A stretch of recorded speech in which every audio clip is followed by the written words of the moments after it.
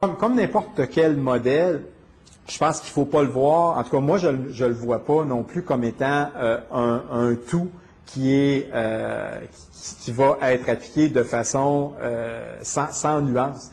Mais je dirais par différents éléments de ce modèle-là sont appliqués dans certains pays. Entre autres, je parlais tantôt du côté américain où on a des données qui nous permettent de voir l'impact de ce type d'approche-là. On a souvent fait référence, par exemple, à la Finlande, qui est, dans le cas de la réforme actuelle, qui était citée en exemple.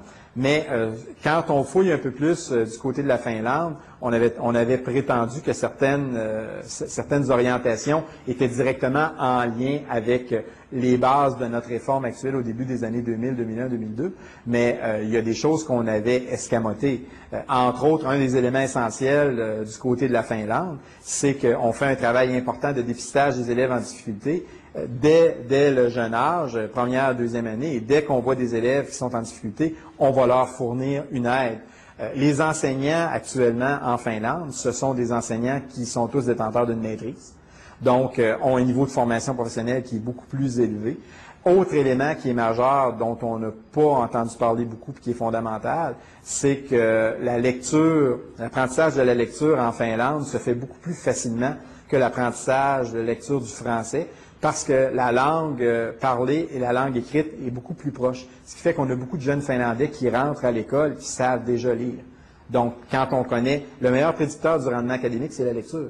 Fait que c'est des éléments qui n'ont pas été vus quand on présentait, par exemple, le modèle finlandais comme étant le modèle par excellence. On a escamoté certains éléments quand on va l'analyser de façon un peu plus pointue. Fait que c'est la raison pour laquelle un modèle global, comme je disais tantôt, je pense que c'est pas possible, mais certains éléments forts nous permettent d'avoir des orientations qui donneraient des résultats. Et quand on regarde, par exemple, dans certains conseils scolaires du côté ontarien, dans certaines commissions scolaires du côté québécois, les commissions scolaires où on a, par exemple, certaines écoles qui sont en milieu défavorisé, qui normalement devraient avoir des résultats moindres que les écoles de milieu favorisé, ben on a des écoles de milieu défavorisé qui font mentir ce principe-là.